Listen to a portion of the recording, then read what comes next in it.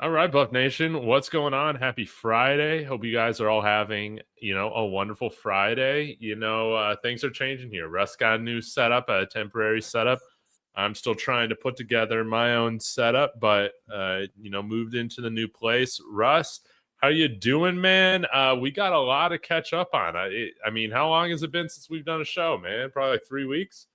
I think so. That sounds about right. I feel like Yeah. it was like back in the beginning of January, maybe almost a month. I forget that it's already February. Like we're already in the first week, almost the second week of February here. Mhm. So it's been a while. I'm exhausted. Okay, getting used to the 5 hours of sleep schedule is definitely something completely different. But hey, uh, it is what it is. So I'm going on pure adrenaline, folks. So chat, keep me going, keep me going. Dude, let's go. Yeah, y'all be sure to get in here to the chat. We got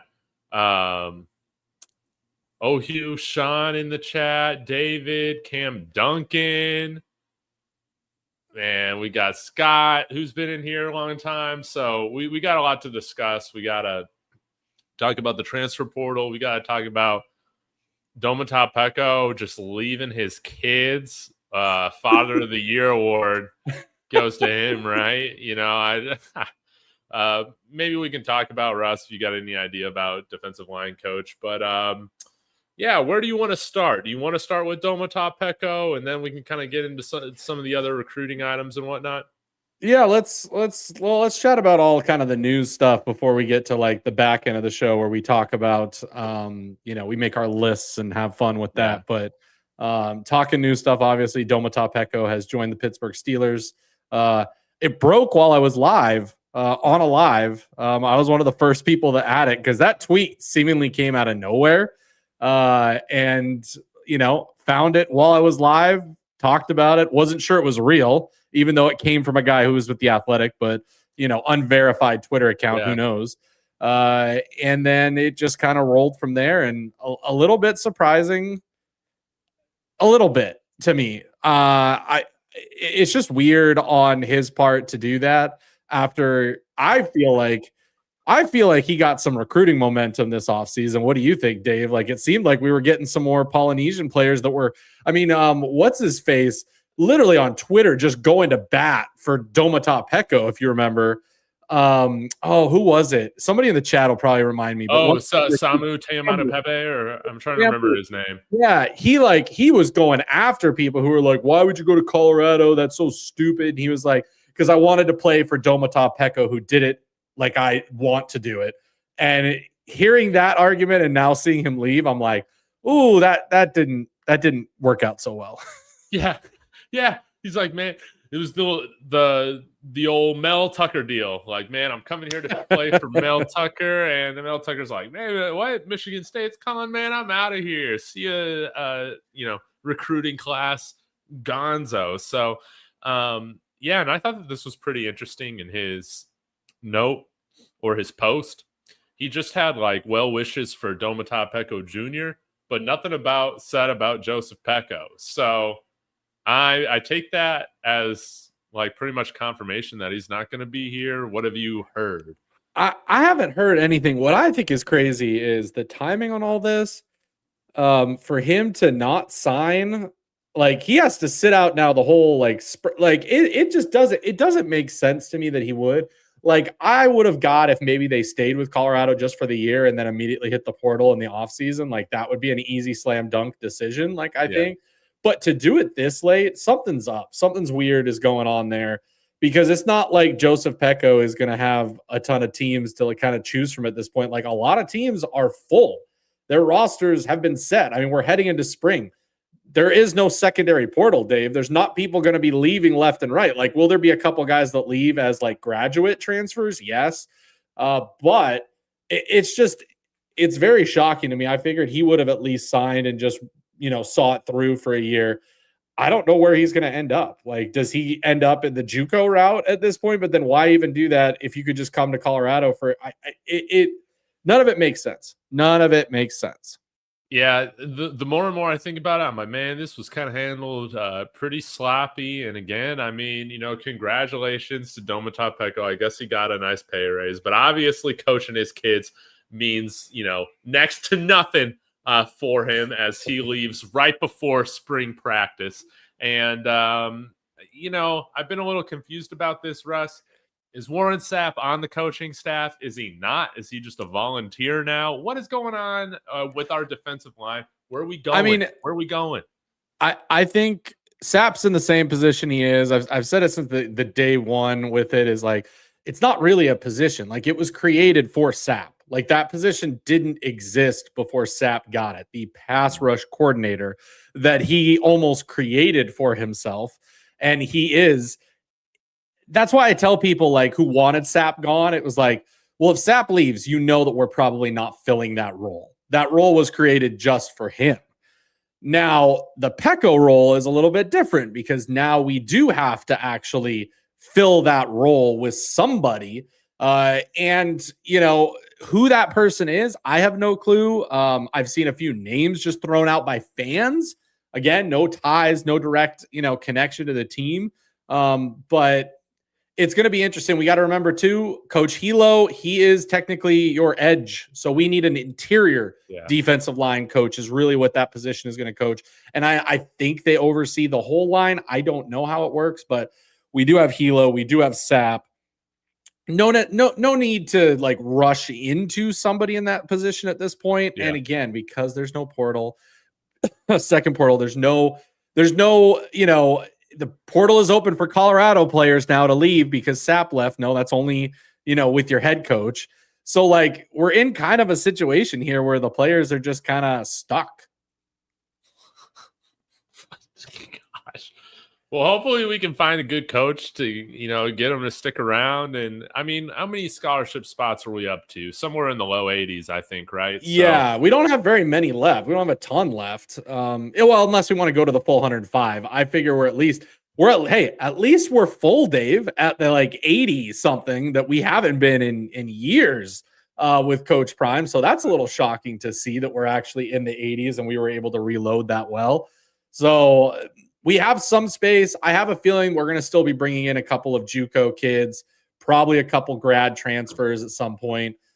It is where it is, but it's kind of crazy. It's crazy to me that actually, I mean, the more you think about it, Dave, it does make sense that he did it this late because it doesn't allow any of those guys to transfer or jump in the portal. Like, they're stuck here with one portal. Yeah, let's go. Let's go. Enough of this player empowerment, man. I want the players when they sign the dotted line, they're committing here for at least the season. Okay. So, we still gotta, I still think we got to add some defensive linemen. I'm imagining we're going to do that. But man, I just hope we can find a head coach or a defensive line coach that has a nice track record. And I wonder, do you think Robert Livingston will have some input on this? Do you know like how much input he's had on bringing in some of the other defensive coaches? I'm blanking on the secondary coach name right now, but Fletcher. So Fletcher, but also remember we had the new linebacker coach, Chris Marr. So we've added a couple guys on that defensive side of the ball, and so I have a feeling he does have a pretty big say in who it is. I'm very interested to see what happens. The name that got brought up, and we got eyeballs from Scott Proctor because he was interested, but it's a coach that is most likely, it sounds like every sense of the word, is going to USC. That's like what the word on the street was, which was Texas Tech's defensive line coach Zarnell Fitch. However, if he was going to USC, he would already be at USC. I don't get why it's been. Let's see. He left 2 days ago. I figured there'd be an announcement by now, almost immediately, that he was going to USC, and yet we still haven't heard anything. If I'm Colorado and Coach Prime, I'm on the phone with this dude, and I'm trying to undercut USC's offer and get him out to Colorado because I would hope that could, maybe play, because the fun thing that happened today was they did ask Texas Tech's #1 like high school recruit, 5-star, I think for the 2027 class. I don't remember. Uh-huh. They asked him if he's still committed to Texas Tech with Zarnell Fitch not there anymore. And he straight up said no. Wow. He said he is not a lock. If Darnell Fitch is not there, he is not a lock. Okay. So I don't know. It would be insane to get him. Pretty darn good defensive line coach. If you want the college experience that we've been talking about this offseason, Yeah. that would be an unbelievable hire. I think it'd be a really good hire. A lot of Texas Tech fans are kind of wishy-washy on him leaving. Some are, I think, are doing the whole ex-girlfriend thing where they're like, well, I didn't like him anyway. But then there's a lot of them that said he was a very good coach and a very good recruiter. That's the key. So I'd be on the phone with him 24/7, giving him what he wants to bring him up to Boulder. Man, that would be great. Yeah, I think that there is an opportunity for us to find a better defensive line coach than Domata Peko. More experienced defensive coach, we could say. Yeah, I mean that's my hope, man. Because I mean, a lot of people say, "Hey, we just didn't have the guys." I think it's a combination of both, man. I don't think we had the right coaching. I don't think we had the right guys. Right now, I still feel like we're a little light, but I'm excited about guys like Santana Hopper. Hopefully, we get Ezra Christensen now. Yep. I reported some fake news, not necessarily fake news. Just slightly confused that the Diego Pavia lawsuit is different than the Trinidad Chambliss lawsuit. And correct. Ezra Christensen's falls under the Diego Pavia one. Is that correct? Yes. Yeah. So the Chambliss situation is going on right now. He's looking for an extra year due to a year that he was quote unquote injured. Okay. And so they have this but I don't think I read into it. It doesn't sound like it was like a physical injury. They're almost using it like mental health type thing as the which is why the NCAA keeps saying no to him and not just yes. The Pavia is the JUCO rule. And the other funny thing that people didn't realize, I didn't realize, was I thought the Pavia rule changed the rules for college football and said, okay, JUCO is no longer part of it. It was a 1-year waiver that they did for players last year only. What was the reason behind that? They didn't sign it into NCAA law and rule, which is why now Ezra Christensen is running into this issue because he played 2 years at JUCO, and that's causing the issue where he is out of eligibility. So he is waiting on a ruling that, again, a bunch of players brought forth for this season for the JUCO rule. I would assume if the NCAA loses it again this year, they have to make it a rule going forward that JUCO does not count. We won't have to see this waiver rule in effect anymore. But it's just kind of crazy how much waiver rules and lawsuits. I want to know how much money is the NCAA wasting on these stupid lawsuits when they should just be saying, you know what? Let's do the smart thing. Let's throw some of these things out. Let's do that. We'll fight here when we need to because the basketball stuff's going on right now with the NBA players trying to get eligibility back. That's going to open up a whole nother can of worms. I mean, can you imagine if somebody doesn't like where they get drafted or whatnot in the NFL that they don't jump back? And trust me, when that starts happening, Dave, when more players who are really good football players choose the NCAA over getting drafted, which is starting to happen a little bit more with some of the better quarterbacks and stuff. If they don't like where they're going to go, I mean, screw the Eli Manning, John Elway route. If I don't like who's going to take me to the top of the draft, I'm going back to college and I'm making more money. I'm going to go win a Heisman. I'll be a top pick next year. Even if I drop, heck, I made enough money to make up for it. Who knows? But it's just crazy the elements that all of this eligibility stuff is starting. We'll have to see what happens with Ezra. Right now, he's able to practice. He has a quote-unquote waiver until the court case comes down. Now, if for some crazy reason the court case goes against the JUCO players, then potentially we could lose Ezra Christensen again. But I think we're good on that one. I don't see the NCAA saying yes last year and saying no this year. And I hope that this year finally makes it a rule. Yeah, I'm doing a quick search here to try and see when the next date is. Yeah, I don't remember. I know it's coming up. I feel like it's almost it has to be Monday or something. I feel like it was a Monday in February that it was supposed to happen. Okay, yeah. I mean, Google AI is just very generic about it, just saying that it's going to be this month in February with Pavia and 26 other players seeking further eligibility. Yeah, so they're essentially running back the Pavia lawsuit for another year. They're just using all of that stuff to do it once more. Kind of crazy. Yeah, I wonder what the justification was for passing that for just last year, but then just not extending it. I honestly I don't know. I have no idea. Yeah, I'm seeing a courthouse news from November that they talked about it as they were trying to get it to go through. Both cases aimed to tackle regulations blocking college athletes from okay. Yeah. I'm trying to read through this just really quick. Yeah, federal judge in April granted the injunction, ruling that was likely to succeed the court case. The NCAA appealed, however, in the Third Circuit panel on Tuesday vacated the lower. Okay, so essentially what happened is Pavia and those guys played on, it looks like, an injunction. So they got a waiver injunction on the court case, played, and then at the end of the season, the NCAA put through an appeal that vacated the lower court's ruling for the injunction that then made the players ineligible again. Like it's essentially the same case that is being heard over a year later, and the NCAA just fold NCAA, like fold. I know. Stop fighting this stuff. Fold. Dissolve the conferences too. That would be great. AIM TV is saying the date's February 13th. Thank you. Okay. So a week from today, guess is when we'll find out. Yeah. So it's gonna be interesting. I really hope it goes the way of the players in this case. I don't see why not. Like at this point, the problem you're gonna run into is why would a player go play JUCO if they're gonna waste years of their eligibility that could be made making money? Like essentially, yes, I get that you might have to go the JUCO route, Dave, because you're not good enough to play at the higher level, but go play at JUCO and start, or go to the Power 4 G5, get paid, and sit on the bench. Like, I think it works better for the sport to allow those kids to go to JUCO without being penalized so that they can be developed. So essentially, JUCO, FCS, and all that becomes the development leagues for the NCAA, which are the development leagues for the NFL. We're literally in Major League Baseball territory, Dave.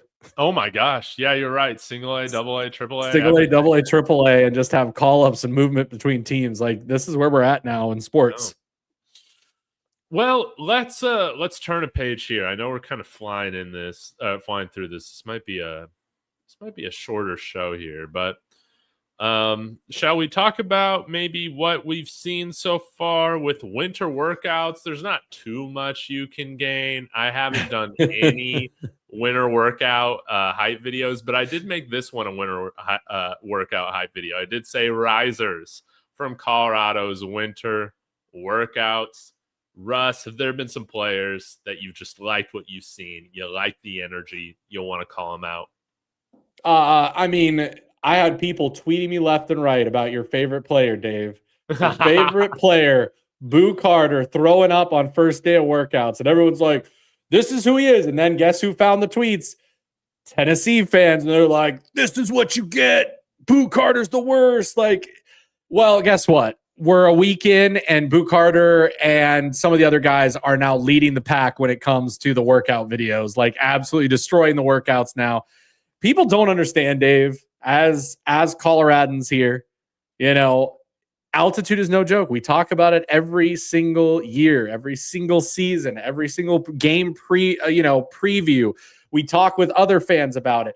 If you don't know what playing high-level sports on a regular basis at altitude does to you, you cannot speak on this, okay? Because I have never heard a single athlete say, oh, yeah, it was easy working out at altitude. Yeah.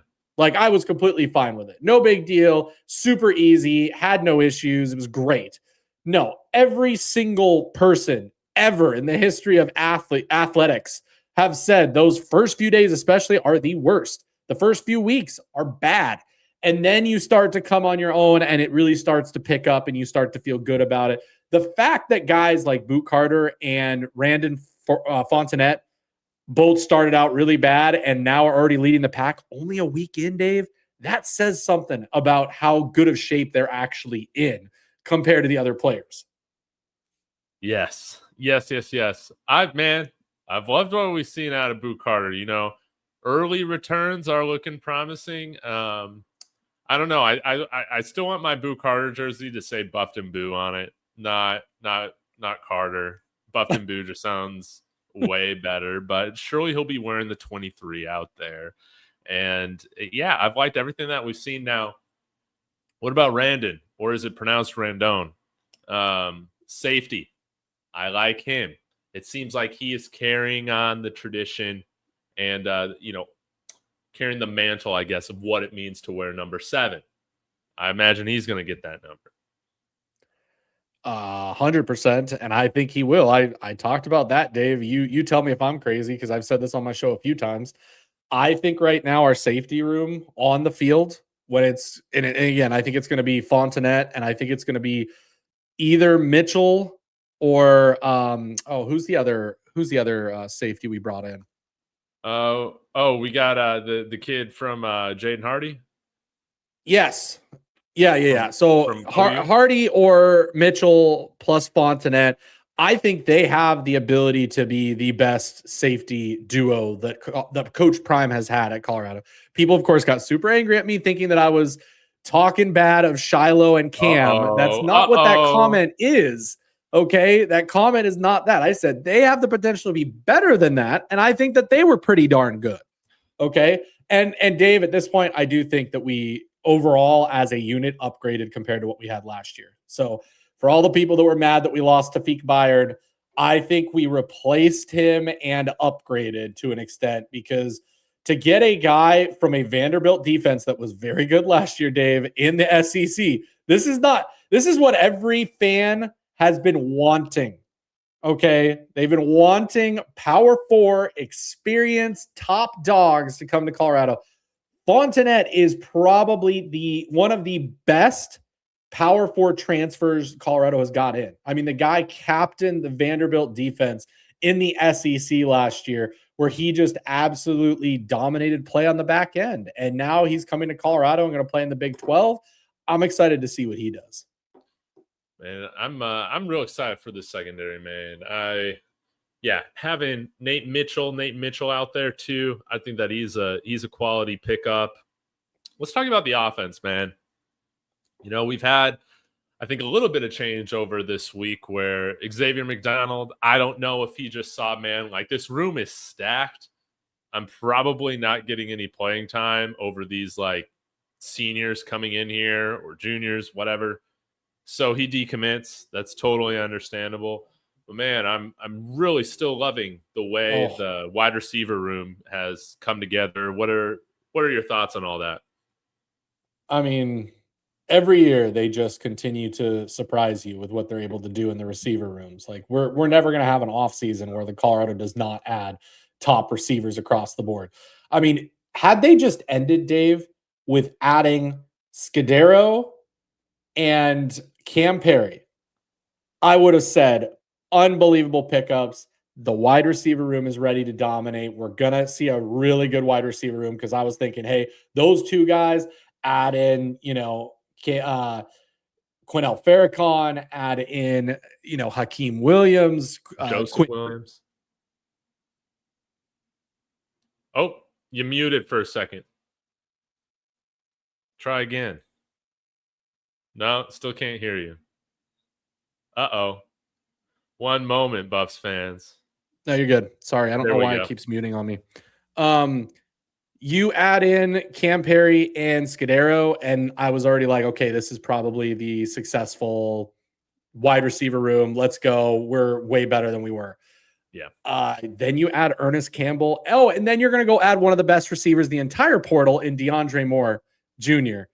Like, goodness gracious, this room is way too deep. I'm almost worried to see how this is going to be broken down and how you're going to spread the ball around that much. I mean, I'm sure that Brennan Marion can figure out a way to do it, Dave, but what are your thoughts on like this room and just how you're feeling about it? We got hands, we got speed, we got production. Enough of this hopium. We got some guys that can perform. So, I feel good about like the first 5-6 deep in the wide receiver room. That is, guys like Quentin Gibson, Quinnell Farrakhan. I mean, they got their work cut out for them, man, to go get playing time. I honestly don't foresee them getting a lot of snaps this year unless, some of them really do surprise. But I think DeAndre Moore is huge to have him alongside Joseph Williams. Then you got a bunch of these guys that are just route technicians, can take the top off the defense. We're going to find out this year, like, how good Julian Lewis can be, man. Like, I don't feel like he's going to have an excuse. The one thing that's a big question mark is just with Seton gone, how does the offensive line hold up? Do you have like a way too early starting line prediction for the O-line? I think, if I'm being honest, I think Bo Hewley starts at left tackle for Seton. I think just watching what he did at Georgia, obviously not a 100% full-time starter every snap, but a good depth piece there. And he was well respected at Georgia. Like, he was a leader, even though he wasn't a starter. So I feel like he can step in and take Seton's spot. Outside of that, I think Demetrius Hunter is your starting center. That is why they went out and got him. Literally, 2.5 seasons worth of starts at Houston. He knows the Big 12. He graded out pretty darn good at center at Houston. So, like, that's an easy day one pencil in at center. The rest of it's where we get wishy-washy because there's just so much depth, so many guys that are brought in. It's going to be a competition across the board. How does Larry Johnson play in? How does Yo-Yo play into all of that? Plus all the new guys you brought in. It's kind of crazy. Here's why I'm not too worried about it, and why when Seton left sucks. Not happy about it. Not happy how it went down. Hated all of it. He's a snake. He's a snake. He literally is. But everything I've read about the go-go offense in Marion's book, everything I've looked at when it comes to the tape on Marion's offense, you don't need the greatest offensive line. You need guys who are good technically and who can understand the scheme. Okay? If they can understand the scheme and how to block. And it's something that, our dear friend, who most people do not like, but Matt McChesney pointed it out last year many times watching tape. He was like, who the hell are these guys blocking? It is not for lack of talent. It is lack of knowledge. They were literally blocking air. They were literally not pulling correctly. They were making blocks when they shouldn't have. There was read option plays that they were blocking the read option. Why are you doing that? That makes it completely pointless.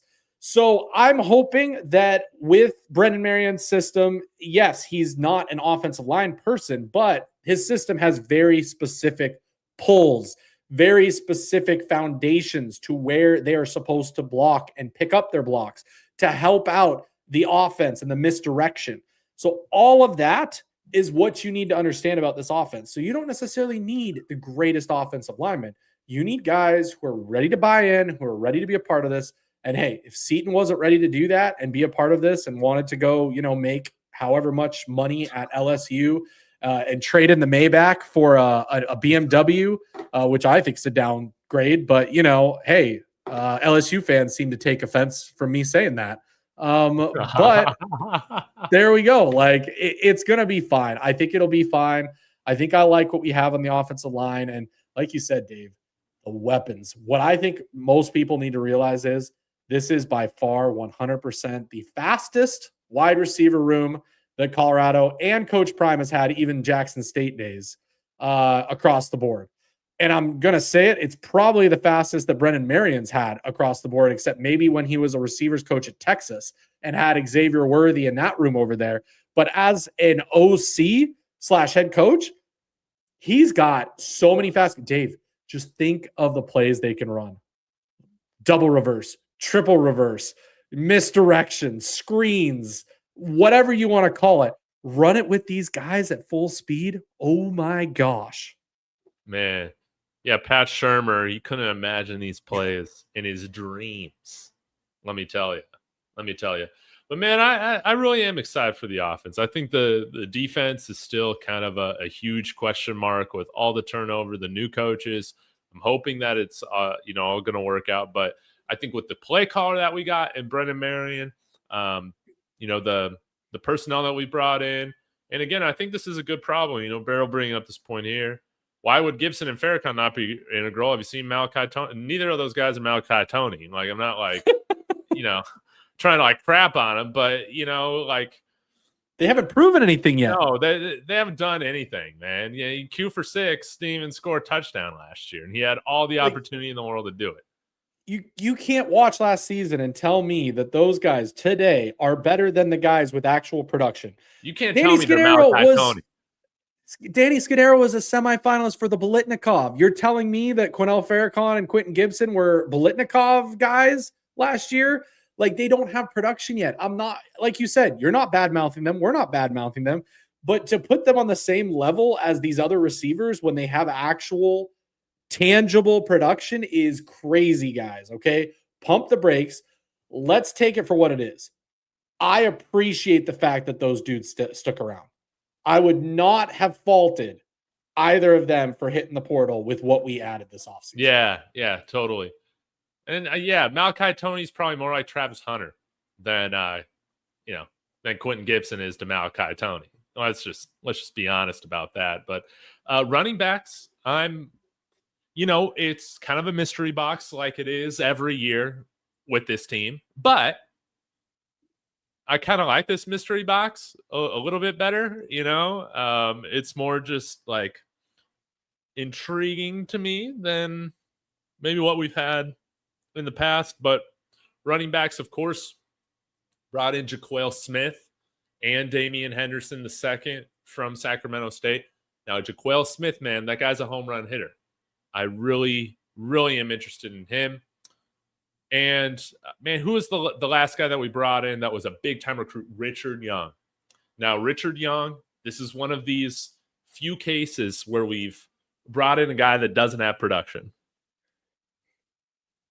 But, limited sample size, he did make some nice plays. Maybe not necessarily this year, but the year before that. He had some very efficient production there at Alabama. Yeah, no, I'm excited to see what happens there. I don't think I'm honestly, I'm glad we did not spend top dollar on like the best running back in the portal or anything like that. I think that would have been a waste of resources and funds because I don't think you need that in this offense, Dave. I don't. So I'm very interested to see what this group does. And hey, we still have the likes of DeKalon Taylor, Michael Welsh, there's still guys there. I will say the Sac State guys, they're going to be able to come in and compete right away because of what's going on.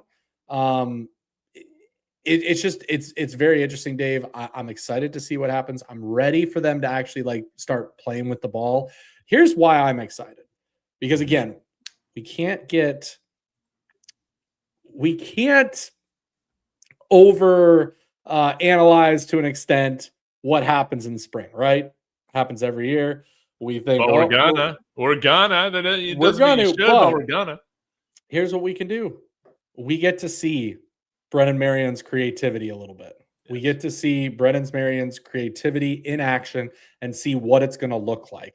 That's what I'm most excited about because I'm excited to bring creativity back to Colorado. Yes, I am too. Also, don't hit me with this Q for 6 was an All-American return. Come on, man. How many true freshmen were returning? Again, congratulations to him, but it's kind of like, man, who was that guy that was the All-American freshman All-American center for us 2 years ago? The walk-on dude? Cash Cleveland. Dude, he was like the only center playing. So, hats off to him. But one thing I'm excited for, Russ, is that we no longer have to, come up with these conspiracies that, oh man, these plays that we're seeing, these are just vanilla plays. And, Pat Shurmur's going to unleash the playbook come the fall. No, we still have like a 15-play playbook come the season. So, yeah, I want to see some creativity. I want to see some big plays being made. I want to see the defense hold their own. But yeah, probably my biggest question mark right now is the defensive line. Some people have still thought that linebacker has been a little bit more of a question mark, but I really do like what we've done with linebacker. I don't really have an issue. We brought in a starter from Texas. A guy named ESPN. That guy's going to be awesome. And Martinez from New Mexico State. He should be pretty good. Anybody who is like questioning this linebacker room compared to what we've had in the last several years. Hell, even the Levanta Bentley, 23, 24 linebacker rooms have nothing on this room that we have. Anybody who's questioning the linebacker room of anything is just not paying attention. Okay. Cornerbacks, I give it to you. Okay. We have a lot of question marks there. We don't have necessarily some high production / CB1 material just yet. D-line, there are some glaring holes, especially when it comes to the interior as far as size goes. And we know what can happen there. We have a couple guys that can fill that role, but can they officially be that? I don't know. But linebacker is not what I am questioning whatsoever. Yeah, I'm not, man. Corner, how are you feeling about corner right now? We got Justin Eaglin. I think he's probably the most proven guy that we've brought in, but maybe Cree Thomas steps up. Maybe the kid that we brought in, Stokes from Utah. I'm still not fully out on RJ Johnson, man. I'm not. Maybe with some coaching here from Aaron Fletcher, we can see some of the guys that we retained, improve. But yeah, man, I hope that we run a different scheme this year in the secondary. I did not appreciate the amount of pressure we put on our guys to always cover one-on-one. Somebody brought that up way early in the chat because DNVR has been chatting about potentially a defensive switch. I feel like, Dave, with the personnel that we have, Robert Livingston better be switching it up. Like, he better be switching it up. Play to your personnel, okay? Play to your personnel. And I think that the personnel we have would be very more balanced and useful in a different system than just the straight 4-3 man defense that we ran for the last 3 years and got cooked way too much. Like, we've got safeties that can, play like linebackers now. We've got a Boot Carter that can play nickel corner pretty darn well, was a safety. We've got guys that can fill specific roles. And we have probably better edge linebacker work. Why not switch it up to a different front there? Maybe bring some more linebackers on the field or bring a safety, into the box more. There's a lot of different things we could do. I just hope that we see changes in the defensive side of the ball, and it's not just the straight 4-3 man-to-man base defense that we saw the last several years. I think so too. Guys, before we continue on talking about the team a little bit, we are tardy, Russ. We got to talk. You got to talk about Taco Bell, baby. Our good old sponsors at Taco Bell are back again, everyone. They're back. Dave's going to go get some Baja Blast, or as we've been talking about it in the chat, the Baja Boo Blast. Taco Bell, if you're watching, like, when we do the cups next year, think about it, okay? I want to order a Baja Blue Blast, in a Boo Carter cup. Can I not get that? Dude, Carter Blueberry cereal? Sorry, this is a Taco Bell. But. Hey, we got it. But right now, Taco Bell, they still have it. The quesarito is back. If you know the legend of the quesarito and you're from Colorado, you know exactly why the quesarito is so legendary. Of course, the quesarito outshined Nikola Jokic getting drafted by the Denver Nuggets. One of the greatest basketball players to ever play was drafted during a quesarito commercial from Taco Bell. And guess what? Nikola Jokic finally had a quesarito, and he is all in on the quesarito hype. So you should go to your local participating Taco Bell and get yourself a quesarito now before it goes away. It could literally be minutes away from it being gone. You should at least try it. I'm telling you, they're legit. Also, as I talk about every single time, and Dave, it's why we love Taco Bell so much. In this economy, you want to feed yourself, you want to feed your family for cheap, go to Taco Bell, because on Taco Tuesday, the Taco Bell team is going to deliver 4 $7 Lux boxes, okay, featuring a number of menu items. Go eat for cheap. It's delicious. It's wonderful. As always, live Moss at Taco Bell. Beautiful. Taco Bell. Thank you, Taco Bell. for sponsoring the channels, man.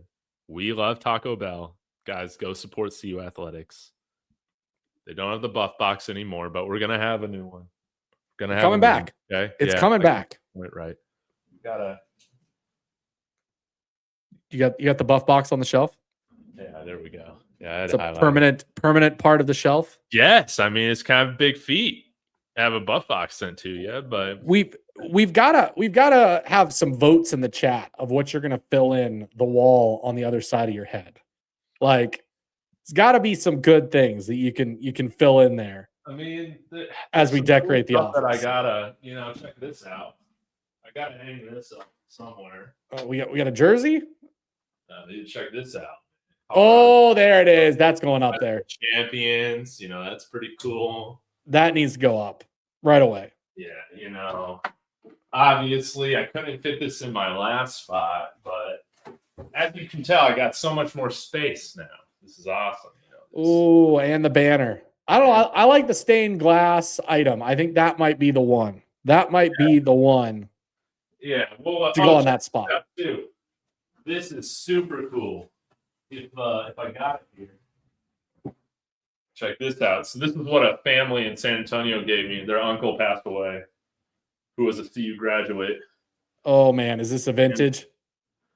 Gave me like look at that! Look at that! The vintage, like flat irons, all the buildings at Colorado, the stadium. Ooh. Now they didn't have Coble on there, but that's okay. Hey, that's where I spent my time. But yeah, it was pretty cool. No, that's awesome. Well, yeah.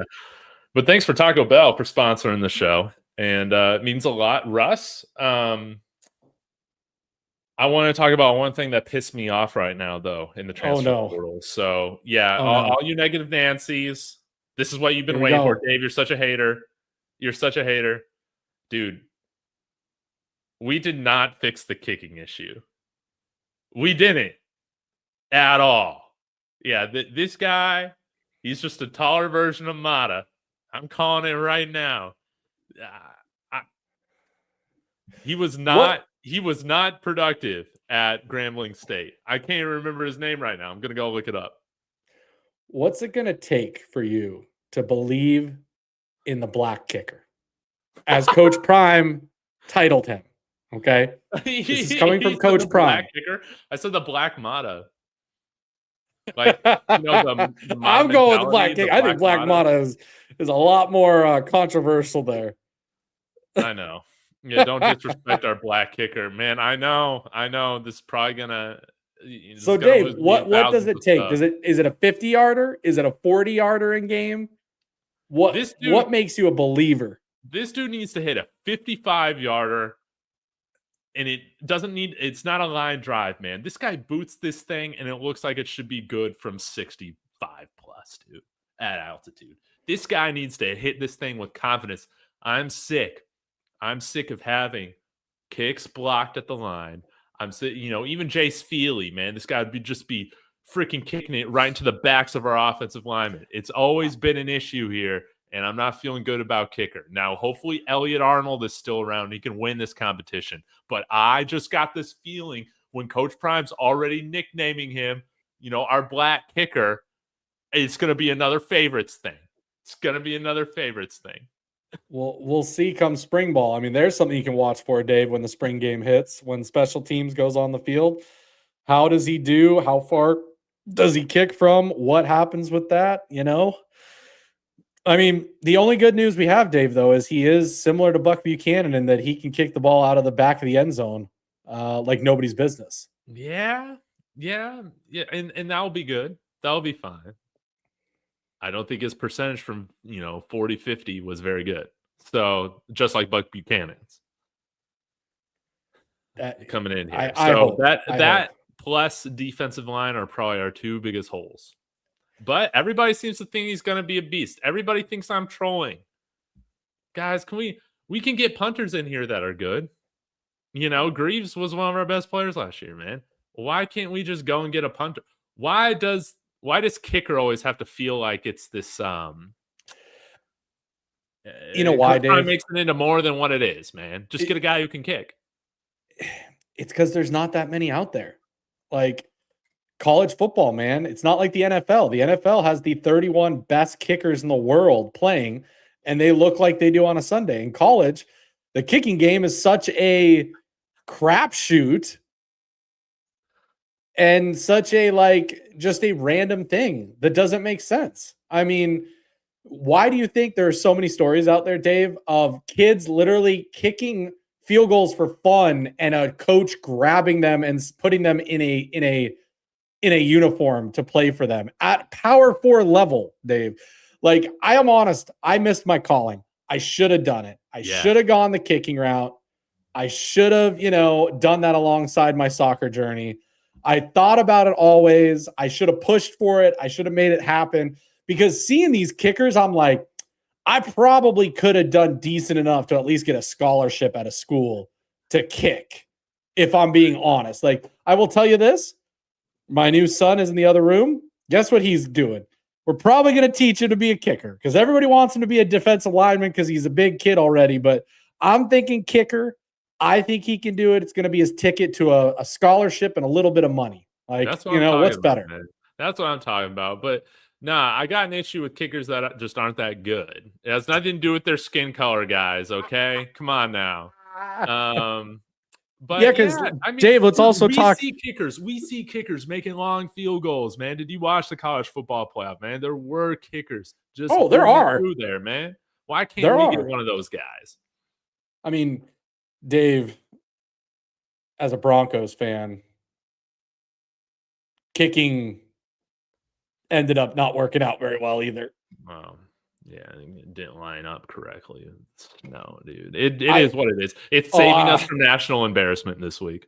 I have heard so many people say that is it's a legitimate thing, but the fact that they did that is it's still your fault.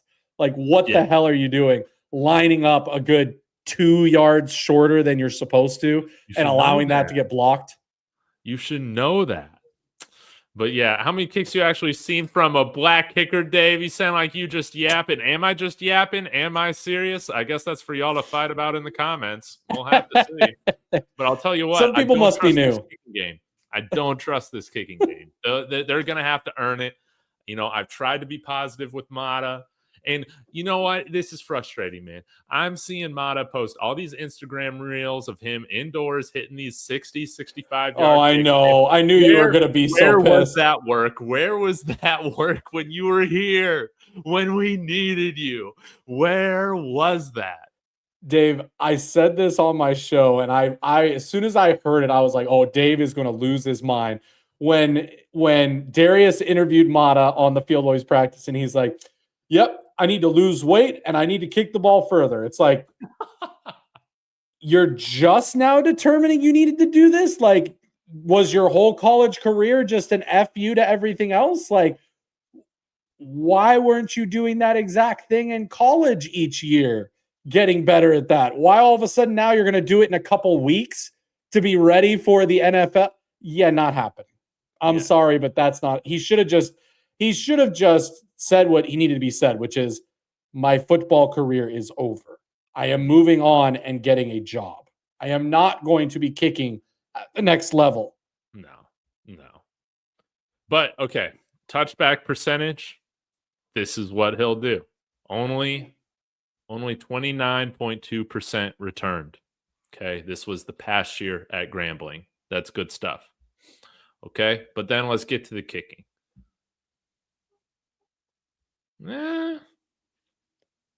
All field goals, 54.5%. Not great. Made 1 of 3 of his 50 plus. Made 1 of 2 of between 40. Still better than Mata. I mean, I don't know, man. I just think we can do better. But obviously, it's going to be a competition between him and Elliot Arnold. May the best kicker win. Okay, Dave, I have the solution for the kicking game. I have the solution. Reeves. No, it's right in front of us, Dave, because guess what? We don't have a special teams coach still. You know who tweeted out and said they want the special teams job, Dave? Who? A certain CU alumni. the greatest kicker, perhaps, in the history of college You have sports, eligibility left. Mason Crosby, tweeted out that he would love to get the special teams job at Colorado. Yeah. Coach Prime, bring Mason Crosby home. Bring Mason Crosby home. Yes. Have him coach these guys up, man. No wonder our kickers aren't getting any better if we don't have a special teams coach. So, I mean, who do we have last year? Who was our special teams? Pollock. Is he still around? I forget. No, he is not with the team anymore. They're officially looking for a special teams coach. They have not named anyone. And before that, of course, we had your best friend, Middle East coach, coaching the special teams, if you remember. Did you already forget, Mr. I'm gonna go to I'm gonna go to Saudi Arabia and get NIL money. Oh man, what was his name, dude? I love that guy. Not really, dude. He was so bad, but man, I guess he was ahead of the curve, saying, "Man, we needed that Saudi money to be competitive." Private equity Saudi money, man. Man, he really was, man. So yeah, man, that's just about it, man. It looks like, man, some people are real upset about my kicker comment, but. Yeah, man. Should I show my giving stats? I think you have one behind you. I think it's called a diploma, Dave. Yeah, I mean, those things weren't free either, but I have given to the program, even outside of the degree. So we'll have to see, but that's for you guys to debate about and hate on, or whatever. Spend your time doing whatever you want. No PFF show us tape you've seen, Dave. I've seen him shanking them. All right. So, guys, Russ, anything else you want to comment on? Hopefully, kicker. You got to get some of the heat off me, man. I can't be the only one that's not happy with what we've done with kicker. But besides that, any final thoughts on what we've seen with the Buffs right now? I'm excited. I'm excited for them to get back on the field so I can just see what's going on. I want to see them compete. I love to compete. I will say, I love the feeling that this team has right now, okay? It feels different than last year's team. We said that in 24. It felt different than 23's team. I think having Coach Prime here, and Dave, I don't know if you've noticed, you said you haven't watched very much of the footage. Coach Prime is there every day. He is in the gym. He is on the field for workouts. That was not always the case in the past. He is hands-on with everything. 8 wins, Dave goes bald. I don't know about that. What about a beard shave if they get 8 wins? No, dude, we can't do the beard. We can't do the beard shave, man. We can't. Should I get you my ID? Oh, no. Is this the picture of Dave without a beard? Yes. Okay, guys, everybody prepare for this. You might be scarred for life. I know. Let me get it out of here. It's like stuck in my... Is it your current ID? Well, I got to change mine to Texas. I still haven't done it yet. Okay. Don't anybody report Dave to the authorities. I know, right? Gonna have to cover it up here with something. Yeah. I don't even know if it will focus. Cover the data with your hand. Just palm it like this. Yeah. There we go. See, with the picture. My last license picture. Yeah. Come a little closer to the camera. I don't know if it will focus in there. I think it will. Oh my gosh.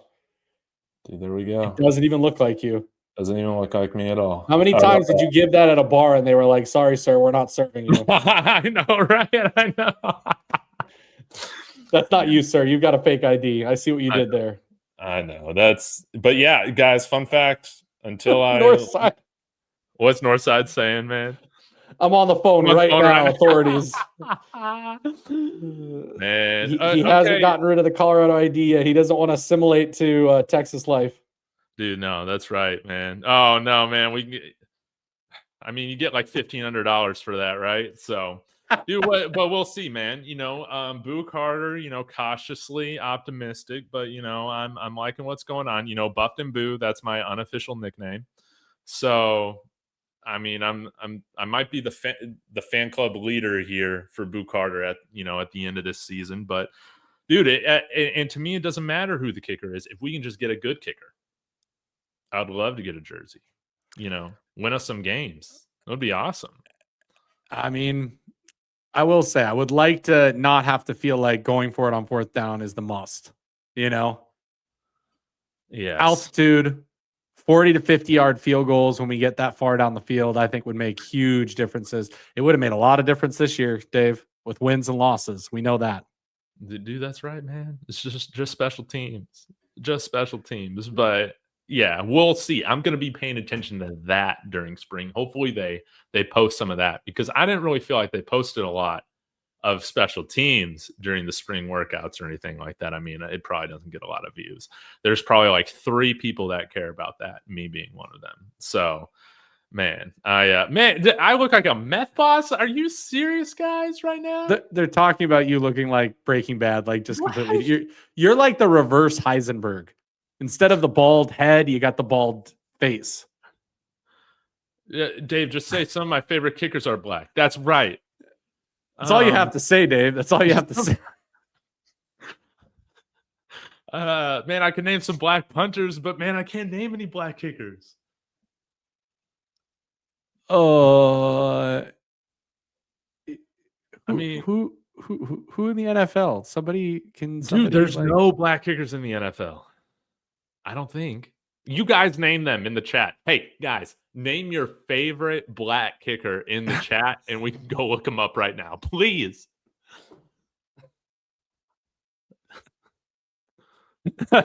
Jay, I'm all for it. I'm all for it. If that guy can kick 60-yard field goals, I want him in the White House. I want him as emperor of the world. I want everything, okay? I want it all. What the heck? Okay, I gotta wear Josh McCormick's jersey every stream. What are we doing here? If the black kicker misses, that would be a kind of fun game to play. If Josh McCormick misses, the jersey goes off. You guys terrible. Destroying. That is hilarious. The guy who literally destroyed his leg tackling somebody. Oh man, dude, that's too funny. Oh man, yeah, destroying. It might just be destroying, man. Dave, we're getting physical now in the chat. I know, Dr. Vernon. Dude, it's funny, man. But you know what? Destroying or Josh McCormick? What was? If I'm gonna look up, sorry, I need to go down this train right now, Russ. Like what was Destroying's like government name? Because if I'm looking at his stats, I can't just type in Destroying, right? You can. You'll get his name if you look that up. All right. Donald De La Haye. Darnold De La Haye? So DE space LA space HAYE.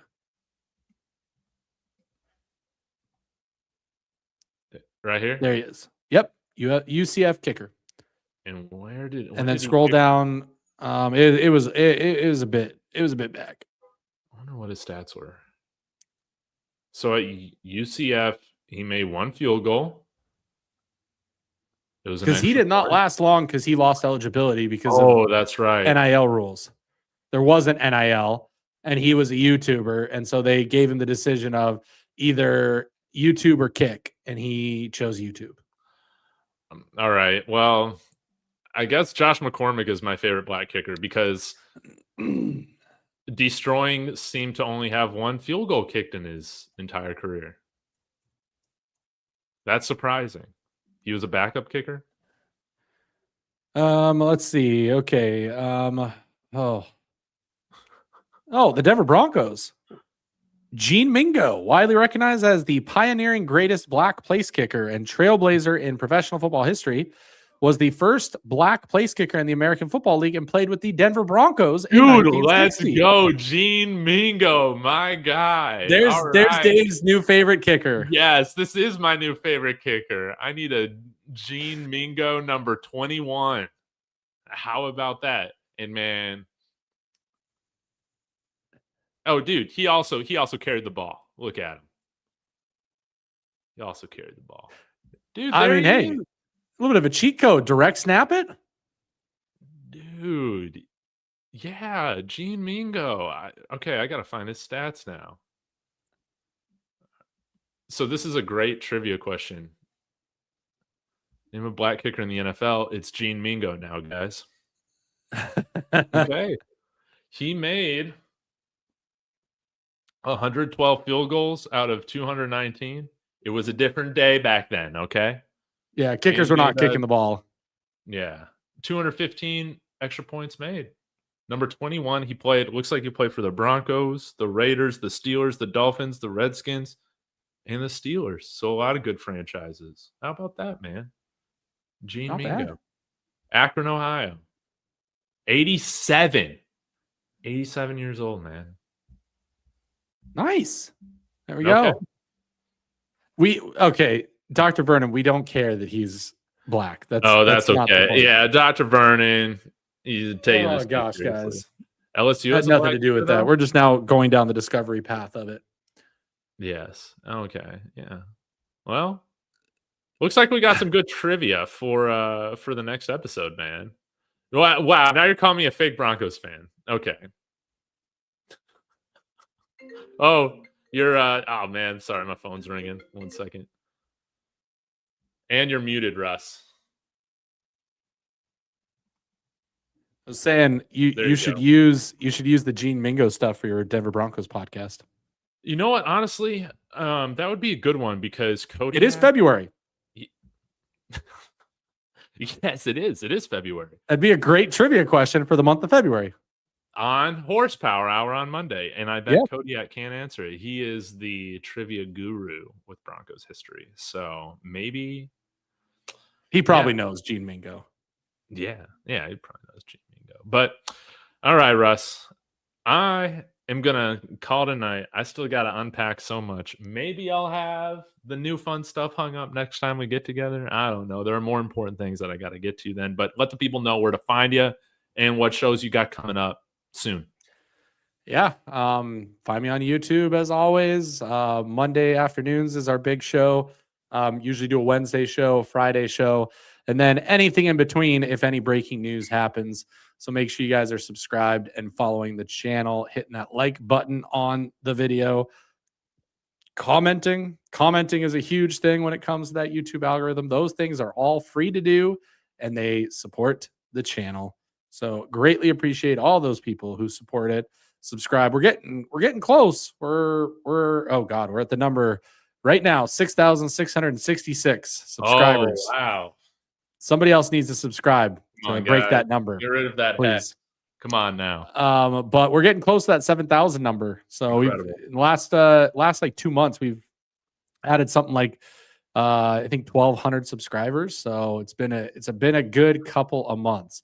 Chad Ochocinco could do it. It's a great answer. He could do it all. He could, man. He could do it. Does he have eligibility left? We need him here. So, guys, thank you so much for the lively chat. It was great to see you guys argue about CU returning sophomores and G5 competition in the chat and then get into this whole debacle with the kicker. That was just hilarious. So we'll be back again soon, break down all the hype that you guys need to know about once, winter workouts conclude and spring practices start. Until then, Sco Buffs. Sco Buffs.